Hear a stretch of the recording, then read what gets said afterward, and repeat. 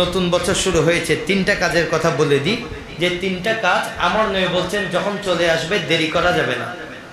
তিনটা কাজ আসলে দেরি করা যাবে না। এক নাম্বার, হযরত আলী রাদিয়াল্লাহু তাআলা আনহু আমার নবী বলছেন, ইয়া আলিয়ু সালাতুন লা তুআখিরহা, তিনটা কাজ আসলে দেরি করবা না। কয়টা কাজ?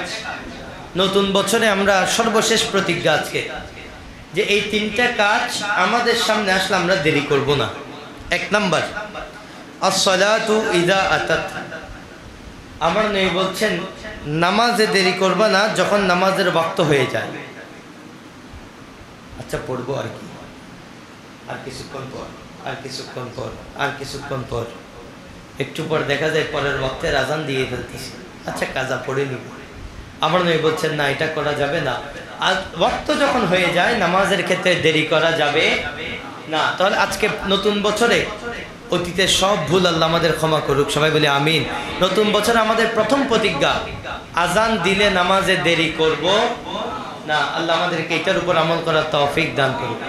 দুই নাম্বার, ওয়াল জানাজাতু ইযা হাদারাত, জানাজা যখন উপস্থিত হয় এই জানাজার মধ্যে দেরি করবা না।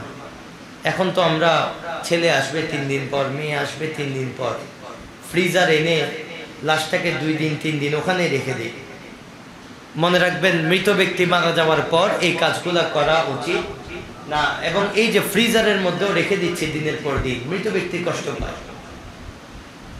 আবার যে বান্দা ফ্রিজারে 3 দিন রাখছে লাশ, ওই বান্দা জানাজার পর আর মুনাজাত করতেছে না। বলে কেন?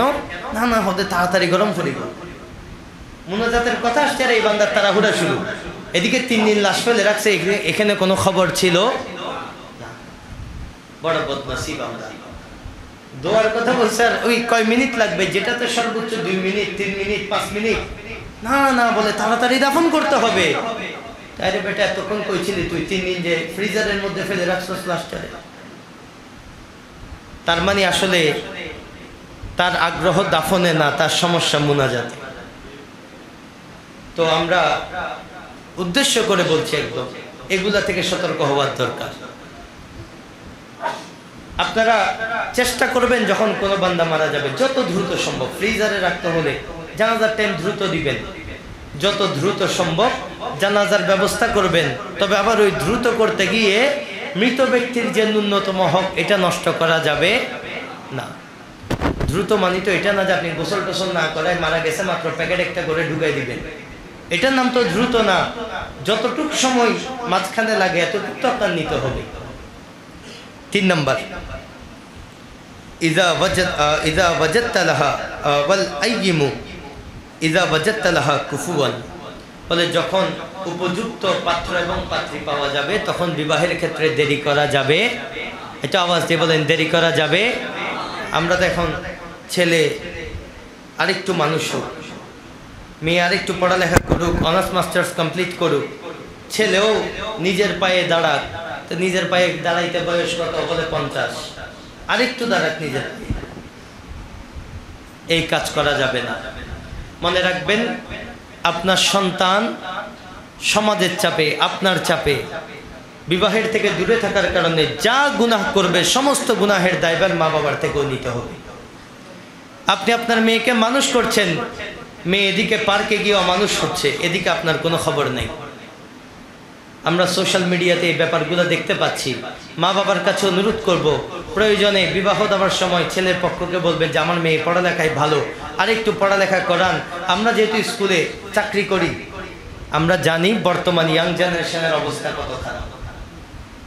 এগুলো আমরা একদম খুব কাছ থেকে দেখছি।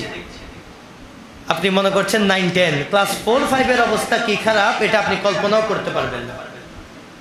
আমরা শিক্ষকতা করতে গিয়ে কি কি আমাদের সামনে পড়ে এগুলো আপনারা কল্পনাও করতে পারবেন না। তো ওই যে মানুষ বানাইতে গিয়ে 2 দিন পর দেখবেন মেয়ে ঘরে নাই, মান সম্মান পরিবার সব শেষ। কেন? একটাই কারণ, আমরা ইসলাম থেকে দূরে। এই ইহুদি নাসারার অতি শিক্ষিত করার থিওরি থেকে আল্লাহ আমাদেরকে হেফাজত করুক। যখন পাত্র পাত্রী উপযুক্ত পাবেন, বিবাহের ক্ষেত্রে ছেলে হোক এবং মেয়ে হোক দেরি করা যাবে না। আল্লাহ এই কাজগুলো আমাদেরকে যথাযথভাবে করার তৌফিক দান করুক। আমিন। ওয়া আখিরু দাওয়ানা আলহামদুলিল্লাহি রাব্বিল আলামিন।